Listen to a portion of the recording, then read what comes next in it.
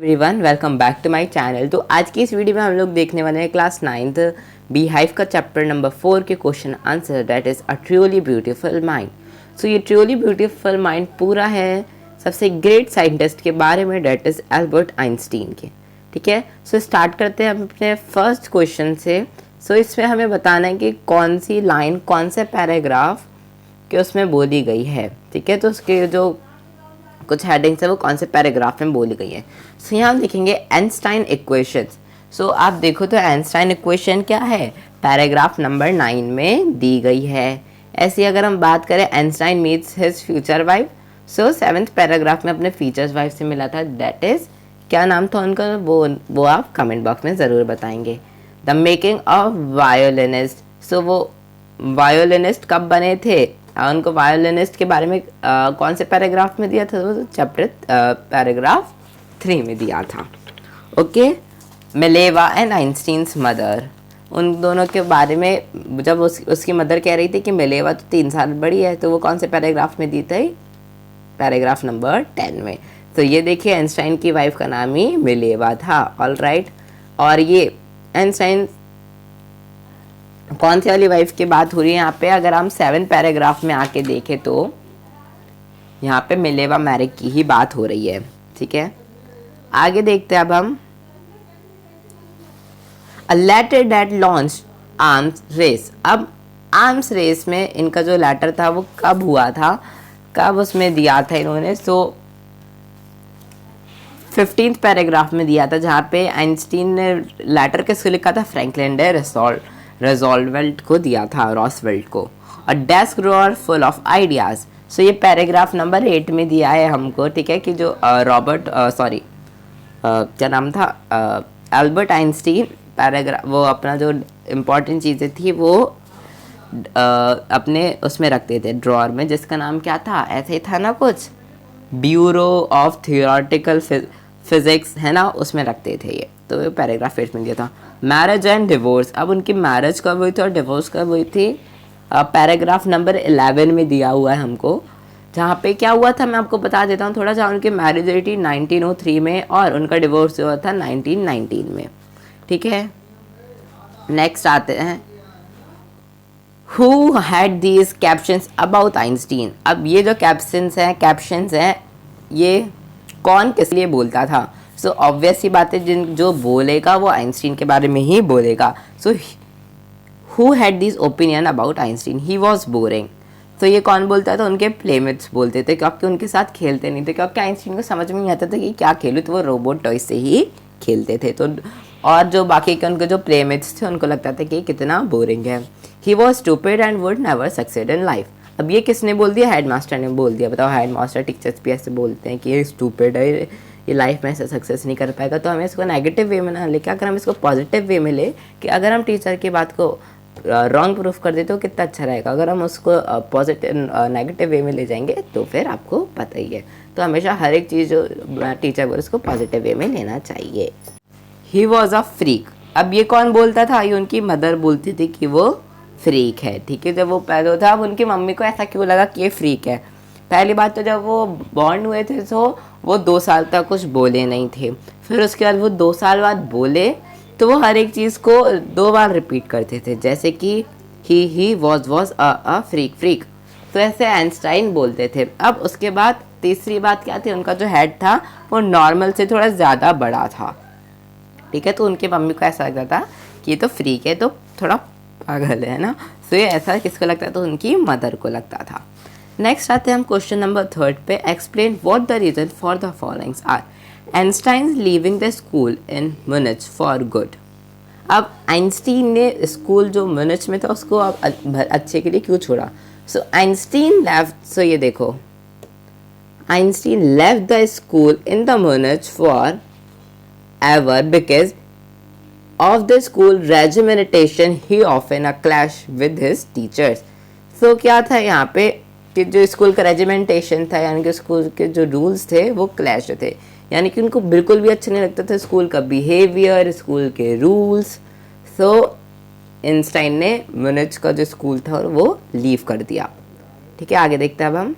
Einstein wanting to study Switzerland rather than Munich. Einstein wanted है ये है ना, ये wanted है, wanting नहीं है.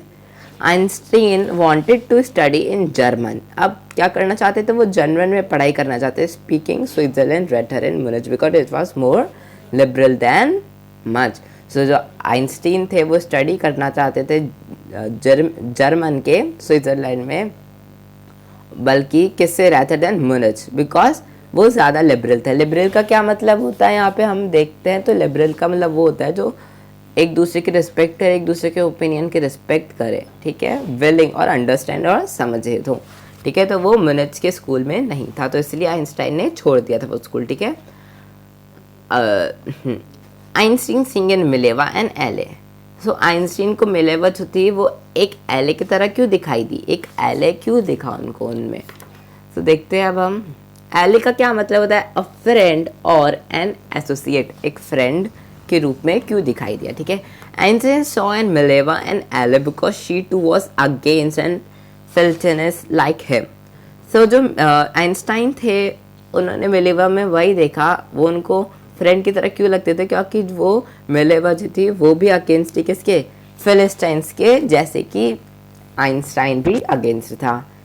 शी वॉज इंटेलिजेंट आल्सो, और वो इंटेलिजेंट भी थी. अब यहाँ हम बात करें कि अब आपको सोच रहे होगे कि ये जो वर्ड है इसका मतलब क्या होता है.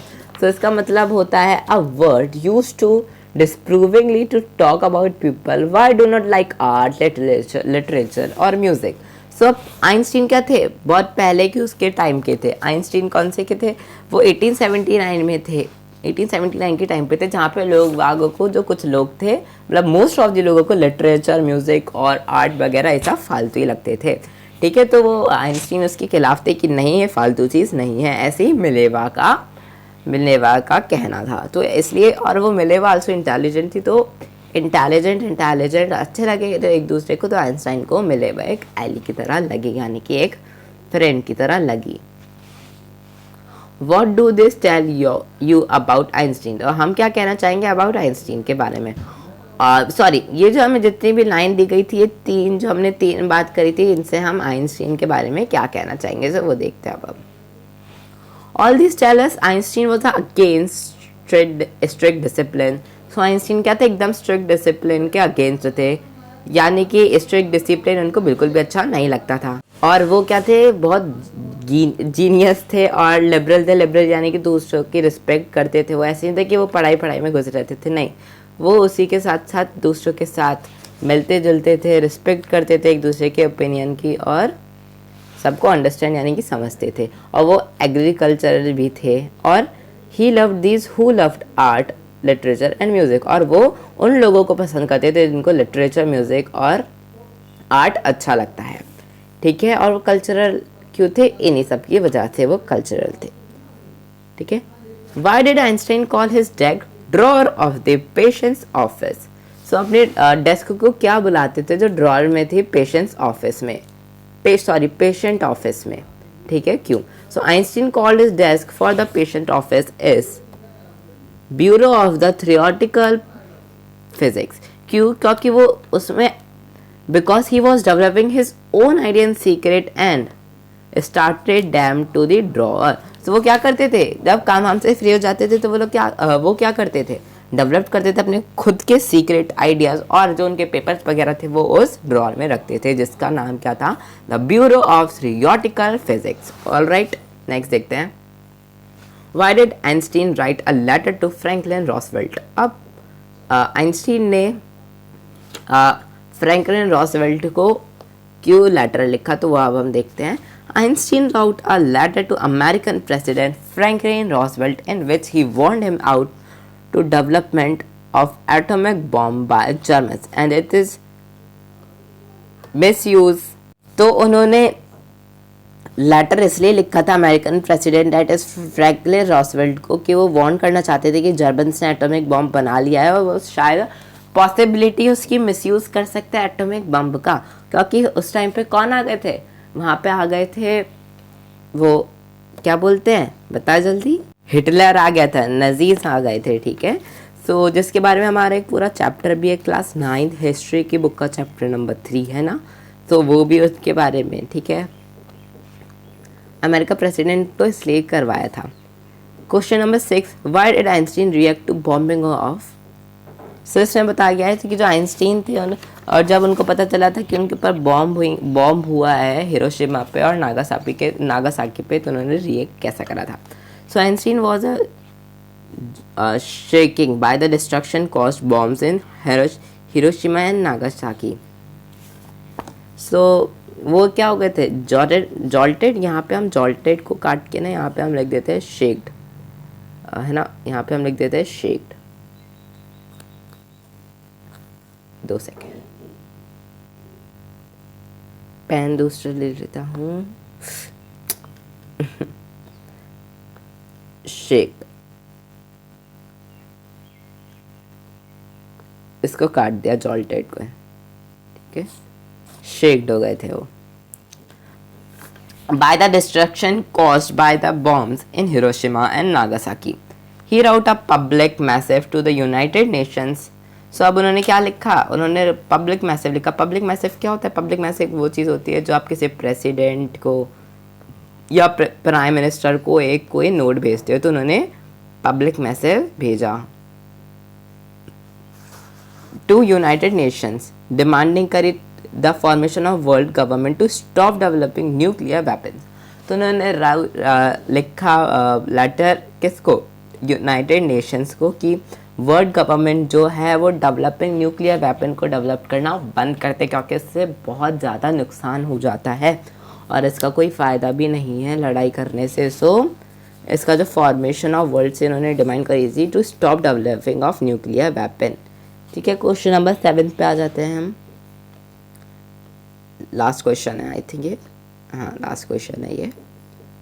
Why does the world remember Einstein as a world citizen. So जो आइंस्टीन जो वर्ल्ड था वो आइंस्टीन को world citizen why does the world remember Einstein as a world citizen. जो वर्ल्ड था वो आइंस्टीन को वर्ल्ड सिटीजन की तरह क्यों देखता था, क्यों मानता था। सो देखते हैं अब हम। Einstein is remembered as a world citizen as much as genius scientist because of his efforts towards world peace and democracy। So Einstein को वर्ल्ड सिटीजन के नाम से इसलिए जाना जाता था क्योंकि एक दो जीनियस साइंटिस्ट थे और एफर्ट्स लगाए थे उन्होंने टूवर्ड क्यों, वर्ल्ड पीस के लिए और डेमोक्रेसी के लिए, और for his curious against use of arms, और वो यूज़ ऑफ आर्म्स के भी अगेंस्ट थे। उन्होंने कहा था कि भाई क्यों हमें एक दूसरे के खिलाफ लड़ना, ठीक है। सो इसी के लिए वो सबके बारे में सोचते थे। उन्होंने इतने अच्छे साइंटिस्ट थे वो, सो दैट इज़ वाई। और ऐसा भी नहीं कि उनके जो जब वो उनकी डेथ हुई थी 1955 में, तो ऐसा भी नहीं था कि उनकी वहीं ख़त्म हो गई, कि उनकी जो आज भी जो है उनकी चीज़ें वो आज भी काम आ रही, जो उन्होंने इक्वेशंस बनाई वो अभी भी बहुत ज़्यादा हेल्प आ रही है। सो डैट इज़ वाई उनको वर्ल्ड सिटीज़न की तरह माना गया है। सो ये हमारा पूरा चैप्टर कवर हो चुका है। सो आई होप आपको अच्छा लगा हो। सो जल्दी से हमारे वीडियो को लाइक करना और चैनल पे नहीं हो तो सब्सक्राइब करना। सो ऐसे मिलते हैं हमारे नेक्स्ट क्वेश्चन में, तब तक के लिए बाय बाय।